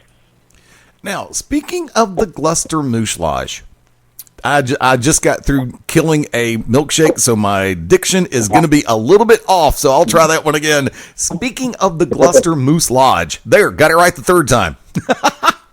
You and this facility have a lot coming up in the very near future. Would you like to pass along some of the information? We do. Coming up on June 13th, we have an event called The Unusual Suspects with a very special main event that night. It's the Unusual Suspects match. It's a 6-way elimination match featuring 6 men who have never held the Fusion Wrestling Heavyweight title. They will all be battling for a chance to win a Fusion Wrestling Heavyweight title shot on September 19th at Brutal Games, which will be in King William, Virginia. It's a very special match there on June 13th at the Gloucester Moose Lodge for Unusual Suspects. Also in that event, you will have the opportunity to meet Ivan Koloff, the Russian Bear, former WWF World Heavyweight Champion, former NWA World Tag Team Champion, Hall of Fame professional wrestlers, one of the greatest villains in the history of professional wrestling. We'll be at the Gloucester Moose Lodge. We'll be doing a meet and greet from 5 until 6 p.m. at the Gloucester Moose Lodge. You can get your autographs, you can get your pictures taken with him, and all the other superstars of Fusion Wrestling at Unusual Suspects. If you get a VIP ticket, it's only $20 for a VIP ticket, $10 for general admission. You can meet all the stars of Fusion Wrestling and Ivan Koloff. Plus, you get to see an incredible night of action featuring that Unusual Suspect match I mentioned. There will also be a Fusion Wrestling Heavyweight title match featuring the champion, Diamond Victor Griff. He won the title in January in Gloucester, and he'll be taking on Lee Valiant. Diamond Victor Griff has been pretty much undefeated for almost 2.5 years. Only one man has defeated him in those 2.5 years, and that was last October as part of the King of the Mid-Atlantic tournament, when in the semifinals, Lee Valiant upset Diamond Victor Griff prior to Victor Griff winning the Fusion Wrestling Heavyweight Championship. And on June 13th in Gloucester, Virginia, Lee Valiant will challenge that man. He will challenge for the Heavyweight Championship when he goes one-on-one with Diamond Victor Griff. Also in tag team action, the Old School Empire of Damian Layne and Mike Booth, possibly the greatest tag team in the history of the Mid-Atlantic, will be taking on Wise Guy Jimmy Cicero and his son, Gentleman Jack Cicero. And in the match that I particularly am very, very interested in, I, the Mentor Rovo, will be returning to Gloucester for the first time in over a year to get my hands around the scrawny little neck of my former best friend, number 1, Jefferson Early. The last time that I was in Gloucester, and this is when I mentioned my concussion problems really starting, after a match, Jeff decided to have his little buddy Neil Sharkey hold a chair up to my head and super kick it into my skull. So I haven't been wrestling, in Fusion Wrestling, for over a year. A year of my life a year of my legacy, a year away from the house the mofo built, Fusion Wrestling, because of my former buddy, Jeff Early. A man that I pulled up from the gutters. A man I took from the curtain jerker position and made into one of the best tag team wrestlers in the history of Fusion Wrestling. Before I came on the scene, Jeff couldn't keep a tag team partner. He couldn't keep out of the opening match. He was running around in board shorts pretending to be a surfer. I put him together with the A-lister Zach Hilton, created A1, and turned them into the most decorated tag team in the history of Fusion Wrestling. And I was thanked by my little buddy by putting a chair up against my head, super kicking it into my skull, and sending me away from my home for a year. So on June 13th, at Unusual Suspects, the mofo gets his hands on Jeff Early. And I can tell you this, fans, I'm going to tell you this straight out. I don't care if I win. I'm not going to try to win. There is 0% chance I pin Jeff Early, because I'm not going to try. There is 0% chance that Jeff Early submits, because if he tries to tap out, I'm going to break his hand. If he tries to submit, I'm going to shove my fist down his throat. I will not let him quit. If he gets knocked out, I'm going to wake him up. If the referee tries to disqualify me, I'm going to kick the referee's butt. If the referee tries to count me out, I'm going to beat him up. If the referee tries to count Jeff out or disqualify him, I will beat up the ref. This match will only end when I get tired of beating up Jeff Early. Not a second before. I'm not going to pin him. I'm not going to let him submit. He would definitely not pin me, and there's no chance that I'm going to submit. This will just be a beating. A long, long, sustained beating until I get tired. And I've been doing a lot of cardio, so it could go on all night long. That's Unusual Suspects, June 13th, Gloucester News Lodge, Gloucester, Virginia. 5 great matches, plus the opportunity to meet former WWF World Heavyweight Champion, the Russian Bear, Ivan Koloff. VIP tickets, $20. Joint admission tickets, $10. I just have one more quick question that I'd like to ask. Can you tell me how you really feel about Jeff Early? Oh, sir. This doesn't even scratch the surface of what I want to do to this guy. It doesn't even scratch the surface. Imagine that this is almost like my child. I saw potential in Jeff Early when no one else saw potential in Jeff Early. When the promoters are saying he would be a beach boy, be a boy of summer. Nobody cared. Nobody cared about Jeff Early. He was opening matches. He was having a different tag team partner every week. Nobody wanted Jeff Early. But I saw something in him, and I raised him up. I turned him into a star. I put King Kong Marcus Dowling with him. I put Zach Hilton with them, and I made them stars.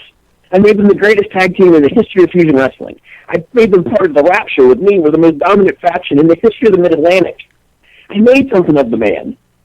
I made him into a top-level competitor from nothing. And this little gap-toothed, stank-breath weasel named Neil Sharkey starts coming around and chirping in Jeff Early's ear about how great he could be. And how he should be the champion, how he should be the big guy. And somehow that gets in Jeff Early's brain. Rather than loyalty to the man who made him, he decides he wants to go with this weasel. And that's fine. If he had just said he wanted to go with the weasel, I would have wished him well. Instead, he decided he would make a name by taking me out. But you see, I always taught Jeff, if you're going to end somebody, you end them. When I ended Sean Denny, he never came back. When I ended Marky Denny, he never came back. When I ended C.A. Elliott, he never came back. Stephon Smith, the list goes on and on. Guys, when I decided they needed to go, they went, and they never came back. Jeff tried to end me, and he left me breathing. He didn't learn his lesson from me. His first lesson from Neil Sharkey was a failure. And that's the problem for him, is the mofo is still breathing. And he will still be breathing at the end of June 13th. He will still be breathing at the end of Unusual Suspects. But the mofo can't guarantee that for Jeff Early. Because if I want to, I will end him. And when I end you, you stay ended. I really enjoyed you coming on this evening. It has been a tremendous pleasure to have you back on board. First off, before I go any further, do me a favor. Please don't be a stranger. You know, I've said it before, and I'll say it again. You know the damn door's always open, man. You know what? I can honestly say this. This is my favorite podcast to come on. This is my favorite show to come on. Above all of them. I love them.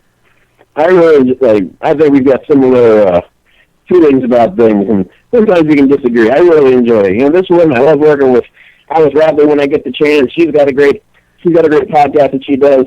You guys, you know, maybe you should talk, because we're all like both of you. You probably like both of each other. Always possibilities.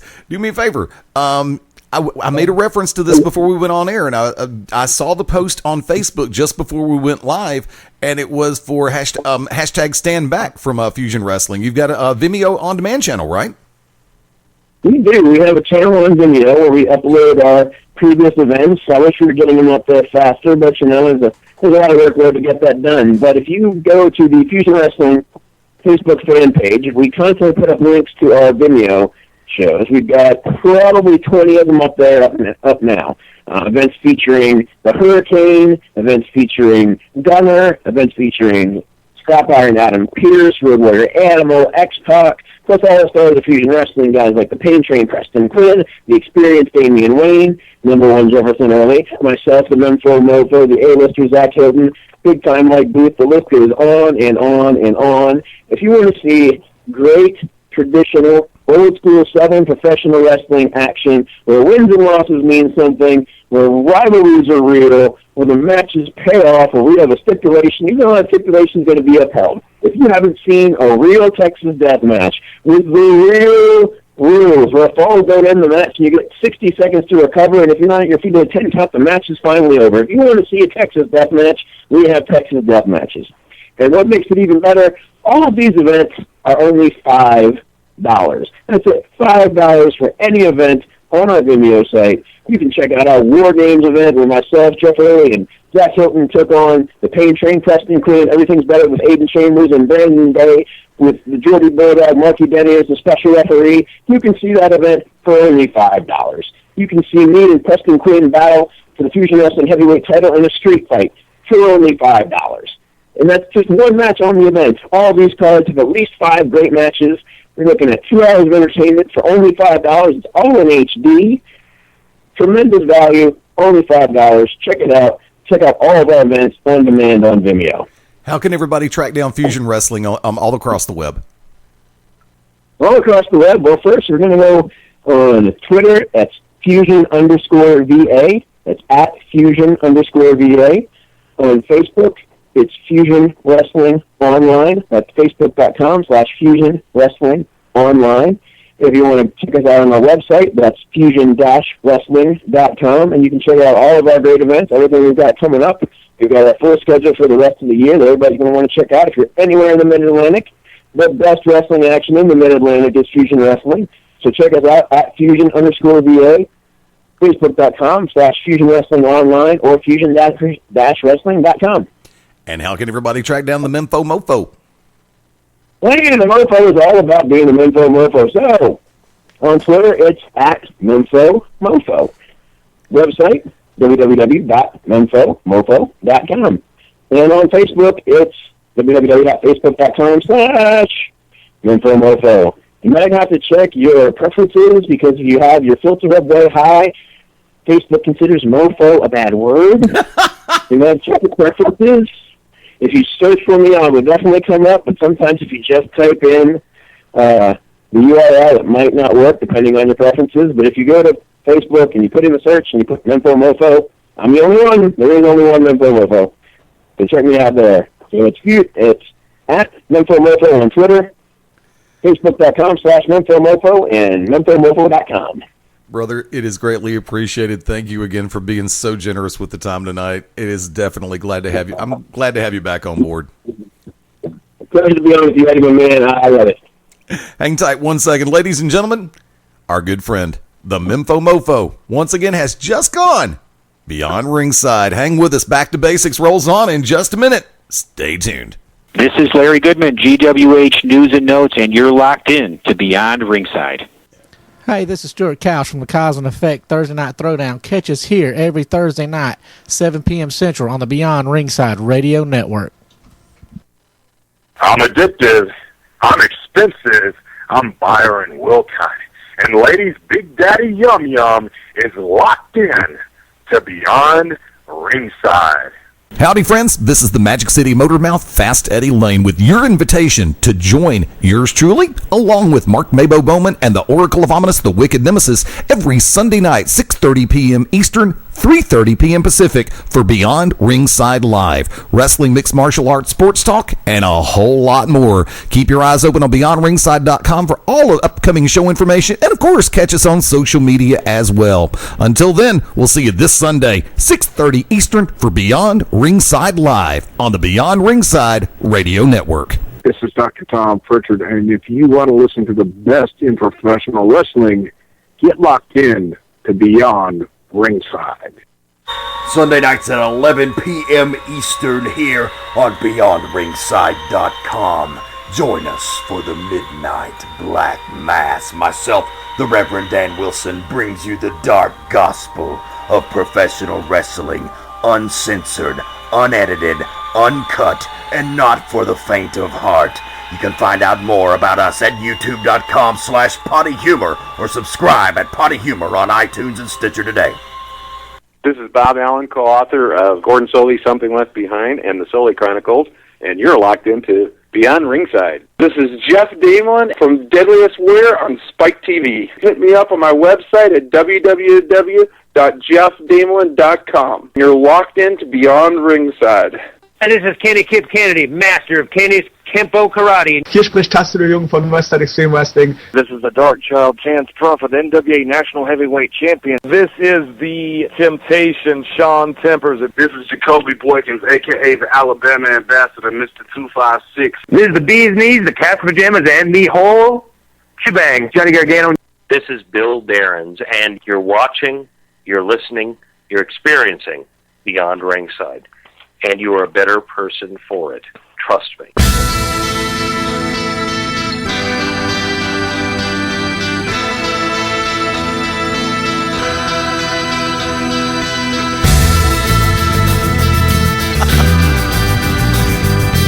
think the hot dogs are going to get cold.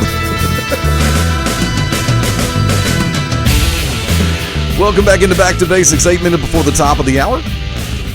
Getting ready to head for the Radio Ranch on this Tuesday night. Only got a couple of minutes left. A few more things I want to hit on real quick. By the way, thank you again to the Memphis Mofo for coming on this evening. It's absolutely cool as hell having him on board. Always great to have him on. And folks, like I said, and you heard him say it here, there are some great opportunities coming up in the very near future, sponsored by Fusion Wrestling. Once again, August 8 and 9. 2 nights, 2 days, 10 to 5 p.m. Open to trainees, open to active wrestlers. Only $100. From Brutal Bob Evans and Kevin Kelly. Talent coordinators? Yes, definitely. Look, I agree with a number of the things that we have put out. I mean, look, I agree with what Mofo said in that piece that he wrote. And this is something that I've said for a long time too. When you have an opportunity, and you have an opportunity to get in-ring and train and get pointers and tips from people who've been there and people who made an impact, a genuine impact, do it. You will be helping yourself, and it's money well spent. And remember, there's only 24 spots. There are only 24 slots. Pick a word. That's why I was screwing up the English vernacular on that one. And I wasn't kidding when I said I killed a chocolate chip cookie dough milkshake. Yes, I know I'm trying to lose weight, but still every once in a while I can have a cheat moment. And also, on the 13th, looking forward to it. Wish I could be there. I wish I could be there. The Unusual Suspects. It's going to be a good show. I love the lineup. There's a lot of names that I definitely recognize, and a lot of names I've heard some stuff about. If I were close, I'd be there. Of that, there is no doubt. Speaking of upcoming events, so we're looking at things from the second day of June. Tell you what, starting on June 3rd, of course, the weekly traditions. Ohio Valley Wrestling at the Davis Arena, 4400 Shepherdsville Road. Thank you, Chase. Louisville, Kentucky, 7 p.m. bell time. Check out ovwrestling.com. Combat Zone Wrestling Dojo Wars Wednesday night, June 3rd, 110 Harmon Drive, Suite 304 in Blackwood, New Jersey, 8 p.m. start time.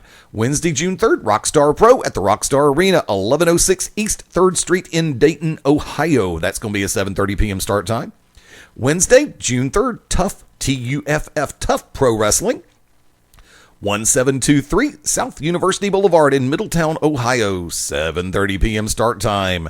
Check out Tough, TUFFPRO-wrestling.com. Thursday on the 4th, USA Championship Wrestling at the OMAN Arena, 179 Allen Avenue, Jackson, Tennessee, 7:30 p.m. start time. June 4th, that Thursday night, All-Star Wrestling at the Madison Civic Center in Madison, West Virginia, 7 p.m. bell time. On June 5th, our good friends over at Pro South Wrestling, 627 Southern Avenue in Piedmont, Alabama, 7 p.m. bell time. On Friday, June 5th, Empire Wrestling Federation action will take place at the EWF Arena at the KOC Hall, 4315 North Vincent Avenue in Covina, California, 8 p.m. bell time. Friday, June 5th, Santino Brothers Wrestling at the Santino Brothers Dojo, 5640 Shull, S-H-U-L-L Street, Unit S, Bell Gardens, California, 8:30 p.m. bell time. This Friday, June 5th, Ring of Honor at the Gateway Center, Collinsville, Illinois, 7:30 p.m. bell time.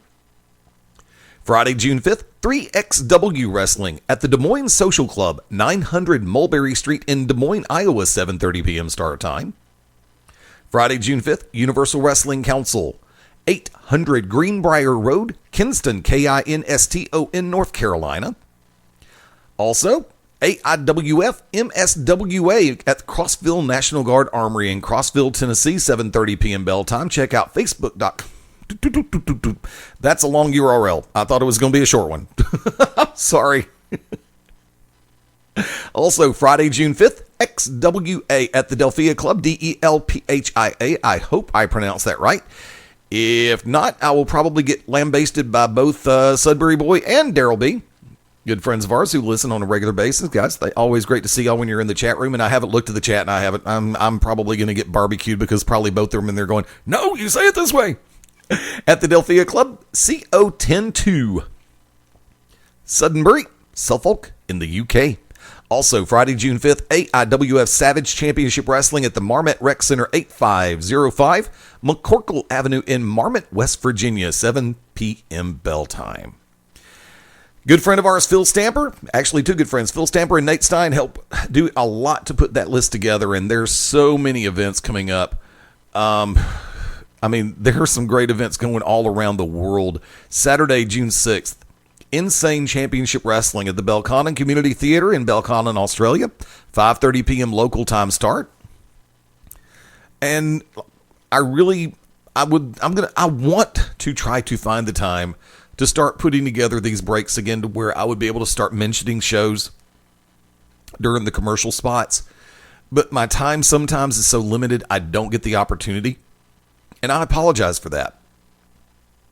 But you have my promise that I'm going to do everything I can to start getting getting as we are back to basics on this episode.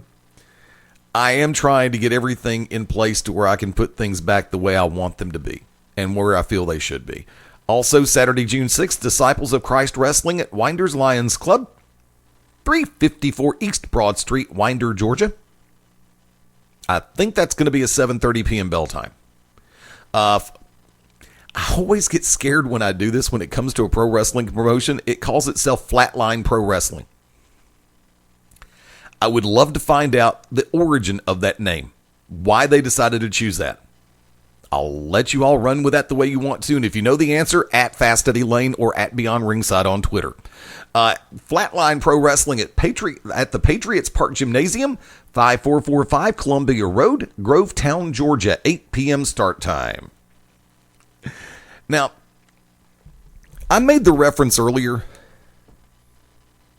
to the segment on Raw with Kevin Owens and John Cena. And this will be my go home. This is my last call for the night.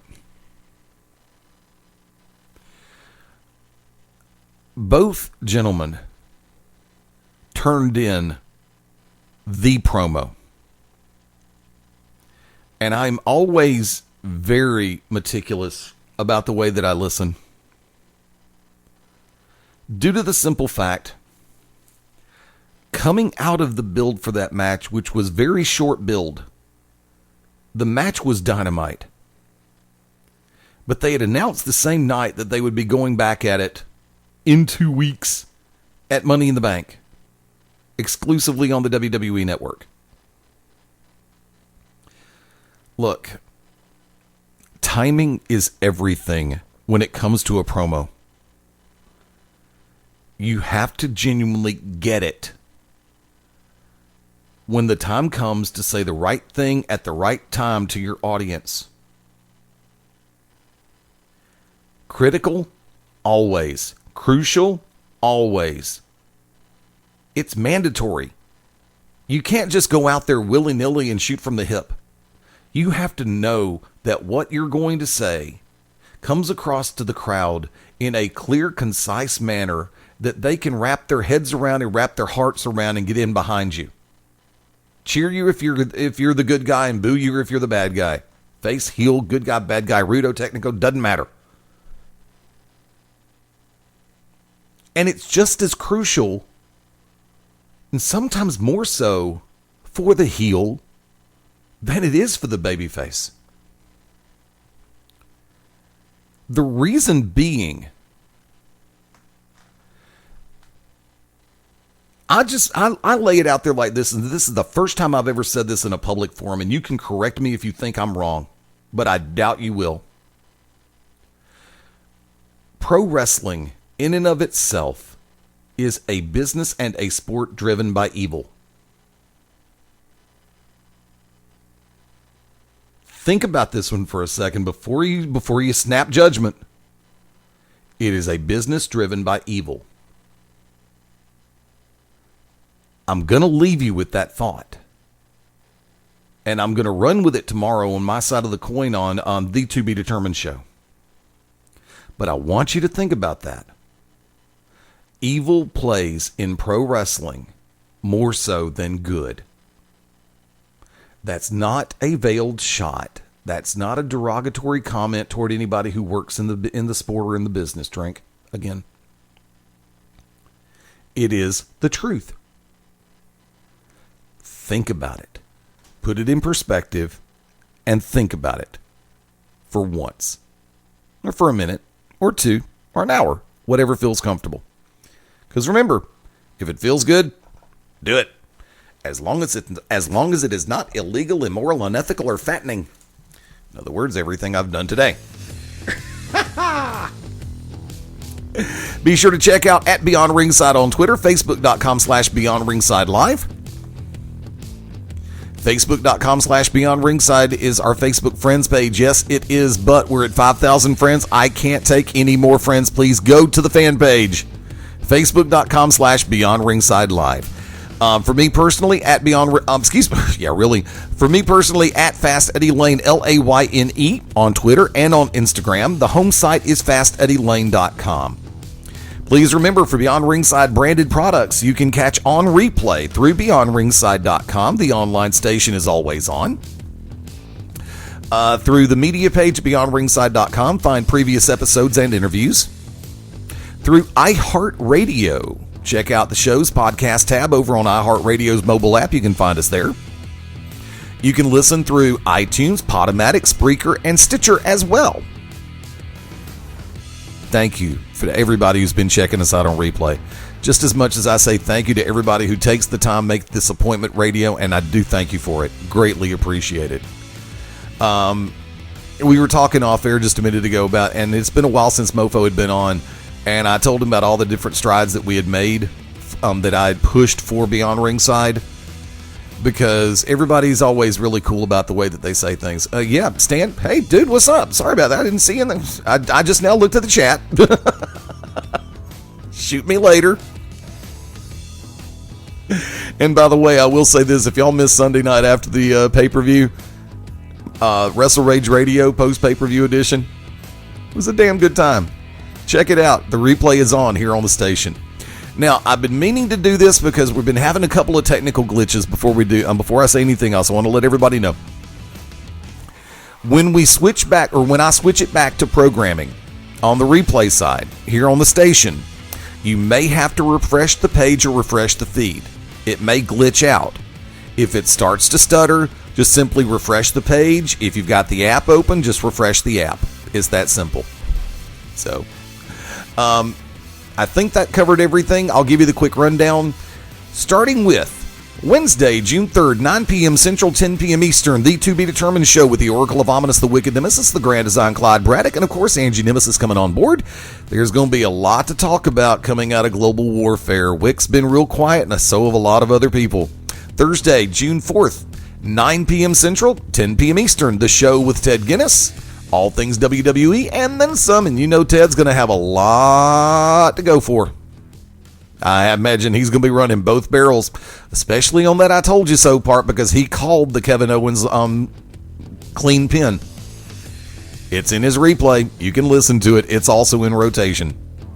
This coming Sunday, the trifecta is back in full force. June 7th. Beyond Ringside Live, 6:30 p.m. Eastern, 5:30 Central, 3:30 Pacific. Yours truly, along with Mark Mabo Bowman of the Oracle of Ominous, the Wicked Nemesis. Wrestle Rage Radio with Mark Rage and Stan, 9 p.m. Eastern, 8 Central, 6 Pacific. And the Midnight Black Mass, back at its regular time, 11 p.m. Eastern, 8 p.m. I'm laughing because of what happened last week, and I was invited to come sit in on a brand new game show that they have, or a segment they have going on the Midnight Black Mass. You have to hear it to believe it. And that's all I'm going to say. Oh, the Midnight Black Mass with Reverend Dan Wilson and Andrew Alexander. It's going to get crazy. Also, comic book fans, don't forget, over at PODDY Humor, Potty Humor over on YouTube, you can also catch the new episode of Get Your Pulls.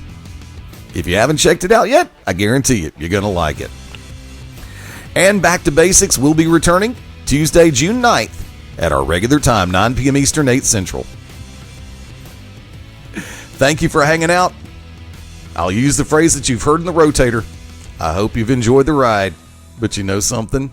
This roller coaster just keeps getting better. Until next time, this is the Magic City Motor Mouth. Screw that part. I am the Magic City Motor Mouth. Fast Eddie Layne saying adios, das vidania, hasta luego, auf Wiedersehen, ciao, sayonara, arrivederci, farewell, abazinho, au revoir, and until we meet again, aloha means bye-bye. Join us right here next time as we all go beyond ringside. And yeah, sometimes you gotta keep it back to basics. Bye for now.